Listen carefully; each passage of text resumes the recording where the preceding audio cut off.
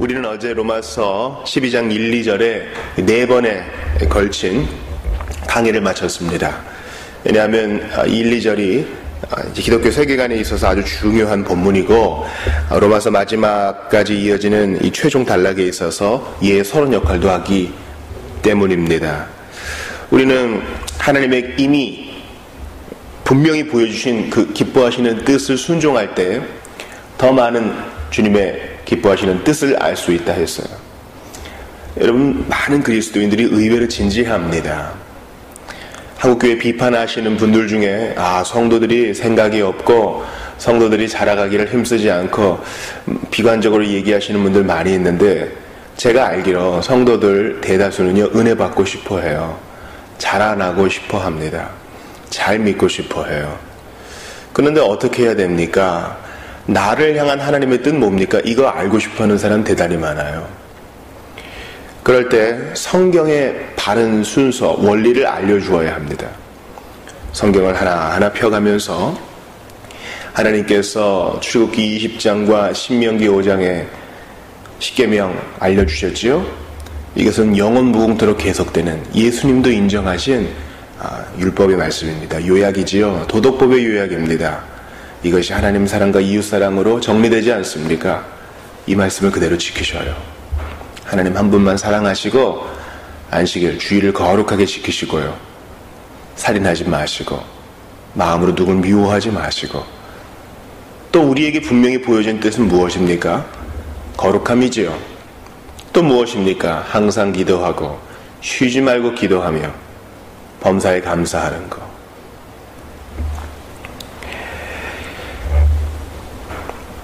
이러한 주님의 기쁨의 뜻들을 순종해 나갈 때 나를 향한 주님의 뜻은 무엇인가 혼란스러웠던 것은 사라지고 주님이 그 기뻐하시는 뜻을 하나둘 열어주시는 것을 봐요. 이게 대단히 매력적이고, 또 이런 말 쓰면 좀 신성모독적일지 모르겠지만 재미있어요. 여러분, 신앙생활은 재미가 있어요. 흥미가 있어요. 세상의 어떤 감각적인 것과 비교할 수 없어요. 아주 고상한 재미예요. 그러므로 하나님의 기뻐하신, 이미 기뻐하신 뜻을 순종함으로 주님의 기뻐하신 뜻을 분별해 나가면 기쁨이 와요. 그러나 주님의 기뻐하시는 뜻 바깥에서 아무리 헤매보세요. 돈도 잃고, 그죠? 우리 몸도 축나고요. 시간도 허비합니다. 그러므로 이 분별, 생각의 변화로 말미암은 분별은 우리의 삶에 있어서, 그리스도인의 삶에 있어서 그 윤리의 기초예요. 매일 생각해야 돼요. 매일. 잠깐 옆으로 가볼게요. 아우슈비츠에서 살아남은 자들이 있었습니다. 노동의 가치가 없는 사람은 진즉 다 이제 가스실로 갔고요. 그나마 좀 쓸쓸모 있는 사람들은 계속 가둬놓고 일을 시켰잖아요. 근데 이제 2차 세계대전이 정리된 다음에까지 살아남은 자들은요, 보통 이제 그 유대인들에게 뜨거운 물 한 컵씩을 이렇게 주셨대요. 그럼 대부분은 이 뜨거운 물 얼마나 귀해요. 그러니까 벌컥벌컥 다 마셔버리고 몸을 좀 녹이고 이러는데, 정말 삶의 의지, 생각이 있는 사람들은요, 그 반은 마시고 반을 가지고는 씻고 면도를 했다고 합니다. 저도 이것을 전해들은 것이어서 어느 정도 역사적 증거가 있는지는 살펴보아야 하겠지만, 듣는 순간 참 그렇다 인정을 했어요. 생각이 있는 거예요. 그래, 내가 여기서 지금 포로로, 또 다른 사람들이 증오의 대상이 되고 있지만 자기 정체성을 잃지 않은 겁니다. 나는 하나님의 선민이다. 주님이 나를 사랑하시고 안다. 이런 생각이 그를 품위 있게 만든 겁니다. 그러므로 여러분 생각하십시오. 끊임없이 생각하세요. 기도와 생각이 맞닿아 있게 하세요. 기록된 성경을 열심히 묵상하고 그걸 또 생각해내셔야 돼요. 그래야 삽니다. 안 그러면 세속의 조류에 같이 흘러가 버리게 되어 있어요. 오늘 본문 3절은요, 이것을 각 사람에게 적용합니다. 1, 2절은 이제 일반적인 뜻이에요. 너희 몸을 거룩한 산제소로 드리라. 12장 1절을 다시 보세요. 보면 그러므로 형제들아, 그죠? 내가 하나님 모든 자비하시면 너희, 복수죠. 너희 몸을 또 12장 2절에서도 너희 이렇게 되어 있어요. 그러니까 우리의 몸을 거룩한 산제물로 하나님께 드리고 이 세대를 본받지 말고 하나님의 기뻐하시는 뜻을 분별해내는 것, 마음의 변화를 받아서 그 뜻을 분별해내는 것은 모든 교회가 다 해야 될 일이에요. 그런데 이제 바울은 초점을 모든 무리를 이렇게 한 뭉텅이로 이렇게 보지 않고 거기에 있는 각각의 눈망울들을 봐요. 각각 다른 사람들, 성별과 인종이 다르고 각각 은사도 다르고 각각 가정 환경도 다르고 수입도 다른 사람들을 봐요. 그들은 다 우리 한 가족이요, 형제와 자매잖아요. 그들을 향해 이렇게 말해요. 내게 주신 은혜로 말미암아 너희 각 사람에게 말한다. 그러면 어떻게 해야 되지? 난 어떻게 해야 되지? 하는 사람에게 지금 바울이 권면합니다. 마땅히 생각할 그 이상의 생각을 품지 말고 오직 하나님께서 각 사람에게 나누어 주신 믿음의 분량대로 지혜롭게 생각하라. 어떻게 하나님의 뜻을 분별하지? 어떻게 하나님이 그 기뻐하신 뜻을 순종하지? 마음의 변화를 어떻게 받지? 근데 내 옆에 형제는 말씀의 은사가 있어요. 나도 저렇게 해야 되나? 내 옆에 형제는 선교에 열정이 있어가지고 직업 선교사로 나가려고 그래요. 또 어떤 형제는 창업을 해가지고 정말 창업자의 그리스도인 정신으로 노동자들을 제대로 대우하고 바른 근무 환경을 만드는 데 관심이 있어요. 나도 저래야 되나? 또 한 형제를 보니까 자기는 이제 가르치는 데 은사가 있거든요. 그래서 교원 자격증을 취득해가지고 학교 안으로 들어가서 정말 전문인 사역자로 주님을 섬기고 싶어요. 나도 저렇게 해야 되는 건가? 공부를 다시 시작해야 되는가? 어떤 사람은 운동을 잘해요. 그래서 체육관을 멋지게 꾸며가지고 하루의 피로를 안고 온 사람들에게 정말 바른 그리스도인 정신으로 대우하고 틈날 때 복음도 전하는 그런 사람으로 쓰임받기 원해요. 난 몸이 좀 약한데 지금이라도 운동을 시작해야 되는가? 그런데 바울은 그것이 아니라 하나님께서 각 사람에게 나누어 주신 믿음의 분량이 다르고 하나님께서 각 사람에게 나누어 주신 은사의 종류가 다르니까 너의 길을 가라 하는 거예요. 그러니까 여러분, 우리 각자 순종하는 것은요, 자기의 길인 거예요. 소명은 십자가는 각자 각자입니다. 우리 모두는 다 자기의 길이 있어요. 저는 그리스도인이 된 이후 평생을 보수적인, 이런 말을 써도 될지 모르겠지만 성경 중심적인, 또 교회 중심적인 환경에서 신앙생활을 했어요. 그리고 이제 목회자가 되어서 조금 시야를 넓혀보려고 다른 무리의 움직임도 이렇게 봅니다. 제가 WCC를 찬성하지 않아요. 그 교리적 중심에 있어 절대 동의할 수 없는 부분이 있어요. 그런데 영등포 산업선교교회라고요. 정말 우리나라가 독재와 군부 그리고 부조리 속에서 노동자들이 탄압당할 때 그들의 친구가 되었던 사람들이 있어요. 그들의 헌신을 보면서 참 주된 교리는 다르지만 예수를 그리스도라고 믿는 한 형제 자매가 저렇게 다른 모양으로 애쓰는 것을 볼 때 부끄러워요. 난 뭐 했는가? 하지만 찌셈 레벤, 삶의 정황이 다 다르기 때문에 또 나는 나의 삶에서 심어야 할 눈물과 피가 있는 거예요. 사랑하는 여러분, 하나님께서 여러분을 각각 다르게 만드셨어요. 어린 시절에 상처 다 있으시죠? 그거 다 나만의 삶 속에서 내가 겪은 거예요. 이제 그리스도 안에서 그거 치유되셨습니까? 그러면 이제 여러분 은사예요. 각각 상처가 다르고 삶의 환경이 다르고 내가 먹는 음식이 다르며 만나는 사람 달라요. 할 수 있는 능력 다르고 시간은 정해져 있죠. 그러므로 여러분이 옳다고 믿음으로 수납한 것은 믿음으로 밀고 가세요. 딴 거 이리저리 재다가 여기 골몰 저기 골몰 하다가 낭비할 시간이 없습니다. 내가 믿음으로 그러하다, 내가 기쁨의 뜻으로 분별한 것은 그대로 밀고 나가세요. 여기 조금 저기 조금 할 그런 시간이 없어요. 저는 전임 목회를 시작하면서 시간이 이렇게 짧은가, 금요일이 되면요 한숨이 확 밀려옵니다. 시간이 왜 이렇게 빨라요? 하루를 오전과 오후로 나눠보죠.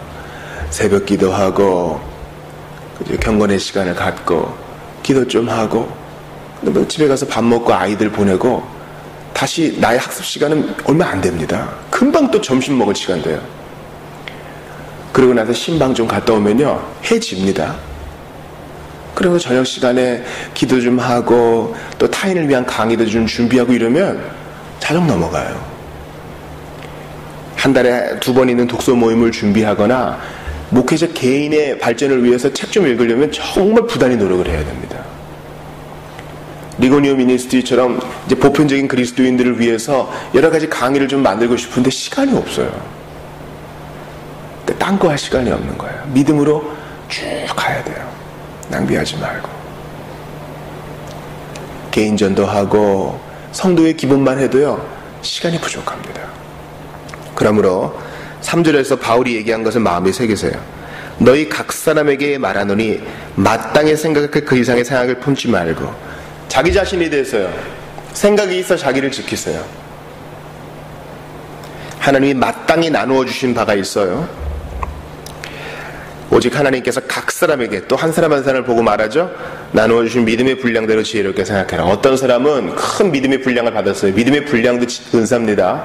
그래서 뭐 몇만 명이 모이는 집회도 계획하고요 뭐 몇 개국을 다니는 순회 여행도 생각합니다. 그러나 어떤 사람은 지금 우리 집 뒤에 있는 텃밭 생각하고 우리 아이들 생각하고 우리 가정을 오밀조밀하게 꾸미는 걸 생각하고 그 안에서 믿음을 발휘하는 사람도 있어요. 그러므로 강요하면 안 돼요. 각 사람에게 나누어 주신 은사와 믿음의 분량이 다르기 때문입니다. 이때 주의해야 할 것이 2가지 있습니다. 첫 번째는 교만이에요. 큰 자기 과신이에요. 사도는 냉정하게 판단해라. 사리에 맞게 생각해라. 성령 안에서 너희 자신을 정말 올바르게 판단해야지 교만해서는 안 된다. 그렇게 얘기합니다. 제가 수없이 인용하는 고린도전서 1장 26절 말씀 들어보세요. 형제들아 너희를 부르심을 보라. 육체를 따라 지혜로운 자가 많지 아니하며 능한 자가 많지 아니하며 문볼 좋은 자가 많지 아니하도다.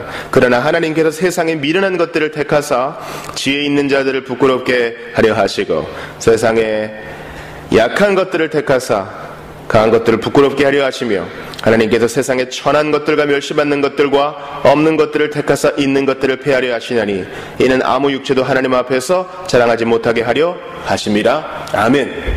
교만은 끼어들 여지 없어요.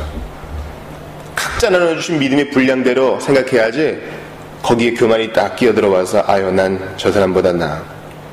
또 갑자기 교만이 딱 자기 자신이 끼어들어와서 그동안 내가 해온 업적을 막 자랑하는 거예요. 주님이 믿음의 분량을 주셔서 한 건데 교만 떠는 거죠. 그래서는 안 돼요. 내가 가진 것, 누렸던 것 다 하나님께서 의미를 부여하셨고 목적이 있으셨으며 지금도 섭리화의 계획대로 인도하시는 것인데 내가 교만 떨어서는 안 돼요. 왜냐면 내가 배치한 게 아니니까요. 내가 수고해서 받은 거 아니잖아요. 나의 은사와 믿음의 분량은. 그러므로 마땅히 생각할 그 이상 넘어가지 마세요. 아유 자격 없는 나에게 이렇게 많이 주셨으니 내게 주신 분량만큼 감사하면서 오늘도 열심히 하겠습니다. 이런 마음이 있어야 돼요. 둘째, 겸손이에요. 목사님 왜 겸손이 피해야 될 것입니까? 어떤 겸손이냐면 거짓된 겸손이에요. 거짓된 겸손은 지나친 열등감이죠. 이것은 교만의 다른 표현이에요. 동전의 양면이라고요. 아이 저는 못해요. 할 수 있는데 못한다 해요. 다른 사람들이 조금 더 끌어주길 바라는 거예요. 인정받고자 하는 교만이에요. 할 수 있으면 하는 거예요. 내 믿음의 분량이 수납할 수 있으면 하는 거예요. 사람들의 칭찬에 목말라 하지 마세요. 또 지나치게 내 안으로 숨어 들어가서 자기를 괴롭히지도 마세요. 해봐요. 해보면 할 줄 알게 되는 걸 알아요. 한번 부딪혀봐야 내가 이걸 잘하고 저걸 못하는 걸 그걸 알잖아요. 해보셔야 돼요. 하나님은 어떤 사람은 쓸모없게 만들고 어떤 사람은 쓸모있게 만들고 그런 거 아니에요. 하나님께서 모든 사람에게, 모든 신자들에게 각각 은사를 주셨어요. 예수님이 온전한 순종으로, 온전한 희생으로 하나님 아버지께 선물을 받으셨어요. 그것을 이제 모든 형제 자매들에게 나눠줍니다. 내가 너희 맏형이다. 내가 너희 맏오빠야, 큰 오빠야. 이렇게 말씀하기 하지 않으셔요? 나누어 주세요. 그러므로 없는 사람 없어요. 우리의 주 되시고 창조자와 섭리자 되시며 우리의 보호자와 치료자가 되시는 예수님께서 이 각종 귀한 선물을 다 나누어 주시니, 원래 이러한 일들 전에 아버지께서 내게 주신 자, 아버지께서 예수님께 주신 자들이 있어요. 그들을 위해 예수께서 친히 피를 흘리셨습니다. 이제 온전한 순종하신 그리스도께 성부께서 선물을 주셨고 하늘과 땅의 모든 은사들을 다 주셨고, 이제 우리의 맏형이자 큰오빠 되신 예수께서 우리에게 이 선물을 나눠줘요. 그러니 선물 없는 사람 없어요. 열등감 빠지지 마셔요.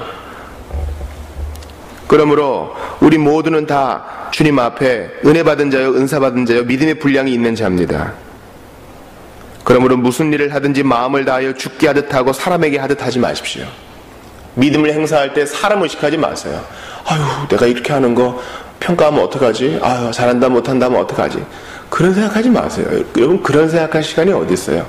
믿음으로 순수하게 하는 거예요. 다른 사람 판단할 것도 없고 나의 길을 가는 겁니다. 오늘 말씀을 정리합니다. 각 사람에게 나누어 주신 믿음의 분량대로 지혜롭게 생각하라. 로마서 12장 1, 2절에서도 계속 생각하라 했죠? 오늘 본문에서도 생각하라. 마땅히 생각할 그 이상의 생각 품지 말고 믿음의 분량대로 지혜롭게 생각하라.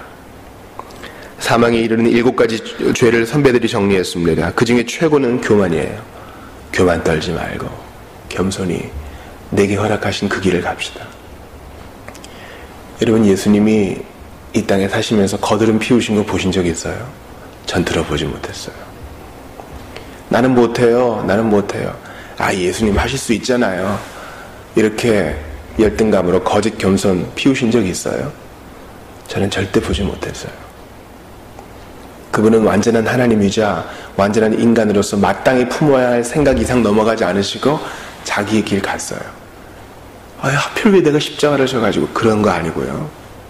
나는 십자가를 지는데 쟤는 뭐해? 이렇게 비교하지도 않고요. 묵묵히 죽음을 향해 가셨어요. 그러므로 여러분, 그분의 뒤를 따르는 우리들요, 마땅히 생각할 이상의 교만과 거짓 겸손에 속지 마시고 우리의 길을 가세요. 하나님이 여러분을 아십니다. 내가 너의 땀과 눈물과 수고를 한다. 다른 사람 생각할 거 없어.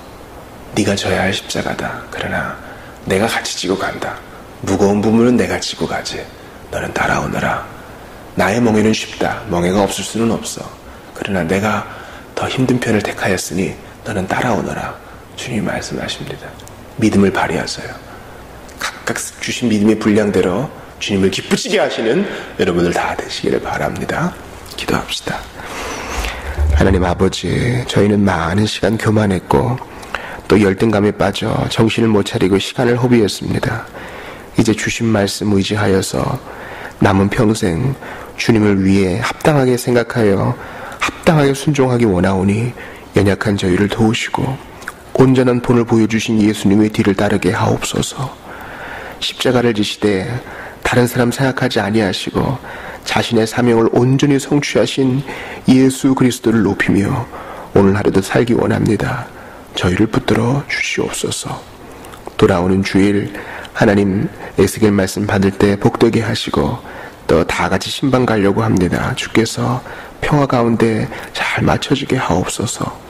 연약한 자들을 기억하시고 자비교회가 나눔과 구제의 사역을 더 잘 감당할 수 있도록 도와주소서. 예수님 이름으로 기도합니다. 아멘. 개인 기도하시다가 돌아가시기